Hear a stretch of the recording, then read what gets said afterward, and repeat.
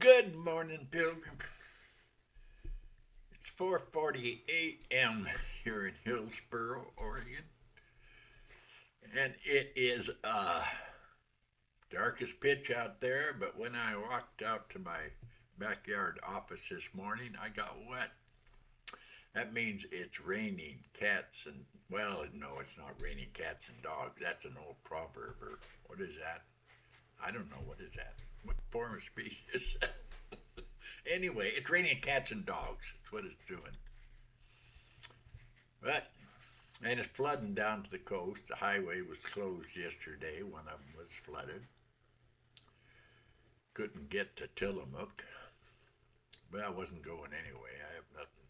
Well, I could go buy some crab or some shrimp, I guess, or some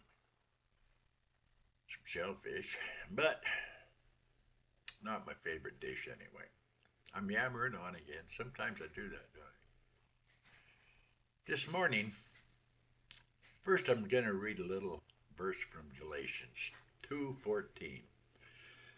But when I saw that they walked not uprightly according to the truth of the gospel, I said unto Peter before them all, if you, being a Jew, live after the manner of Gentiles and not as do the Jews, why do you compel the Gentiles to live as do the Jews? Why do you do that, Peter? We're all alike, neither Jew nor Gentile, nor Greek, nor male nor female. We're all alike to Jesus, to our God. This morning's little devotion is from Charles Spurgeon. No, going to surprise you this morning. It's from John Calvin. We know how important it is to feel at peace with the world. We're like this because we think we will have no friends unless we tolerate our neighbors. Well, we're not supposed to. We don't have to. Yeah, Pilgrim, indeed, unless there is a kind of forbearance that is commendable. It involves being gentle when we rebuke those who have fallen, always seeking to draw them back in a friendly way. We must not be too harsh, for if we constantly are ready to reprove others, we just exasperate them all the more. Too many people are continually on the prowl for something they can attack, charge somebody with something. Their holiness, it amounts to nothing more than mocking one person or chiding another. In short, they are the world's greatest critics. No, Pilgrim, no, Pilgrim.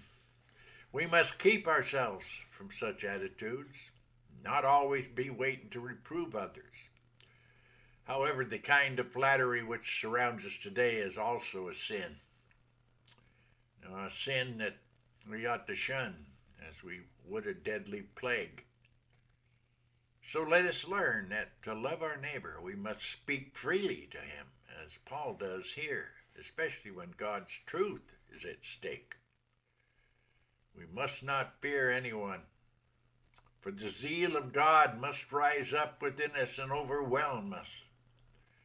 Even if that means we acquire a bad reputation and become the object of all kinds of calumny and slander. Nevertheless, we must enter into combat. We must fight against the evil of the world, fight against Satan's whims. We must follow the example set for us here by Paul. What he did with his companion Peter ought to serve as a law and a rule for us. We must prove that we want people to listen to God and not to exchange his truth for a lie. Also, we must teach that no one should obscure his truth or add any leaven to it. The truth, God's truth, must remain in its purity and its simplicity. Yeah, Pilgrim, it seems that we're often falling into one of these two extremes, either constant criticism or useless flattery. We should pray for the grace to know when to praise, when to criticize, when to keep our mouths shut, when to remain silent. Seems to be a tendency toward excessive criticism or compliments. That seems to be our lot. But know this tendency. Be careful not to slip into one extreme or another. And I'm going to close today by reading from Proverbs 27, 1 through 10. Don't boast about tomorrow, for you don't know what a day may bring. Let another praise you and not your mouth, a stranger, not your own lips. A stone is heavy, sand is weighty, but a fool's provocation is heavier than both. But still, Pilgrim, we gotta control ourselves. Wrath is cruel, anger is overwhelming. But who can stand before jealousy? No one. Better is open rebuke than hidden love. Faithful are the wounds of a friend, profuse. Ah, so many are the kisses of the enemy. Flattery, flattery, flattery. But who is full and loathes honey? One who is full loathes honey, but the one who is hungry, everything bitter is sweet. One who is full loathes honey, but to one who is hungry, everything bitter is sweet. I got to work on that. I twist that around in my head and it comes out of my mouth wrong.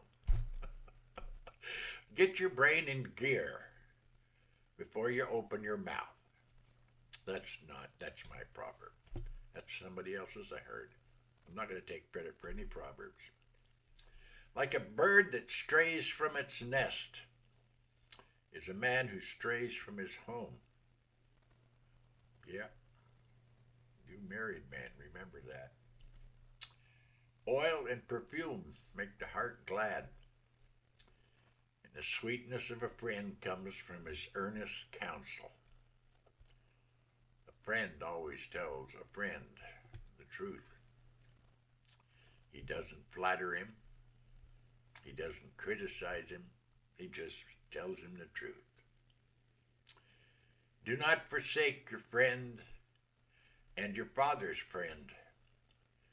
Do not go to your brother's house in the day of calamity. Better is a neighbor who is near than a brother who is far, far, far away. Amen to that. Well, think on these things. Read the Proverbs daily. It's a good thing. There's only 31. God bless, Pilgrim. Have a blessed, blessed day.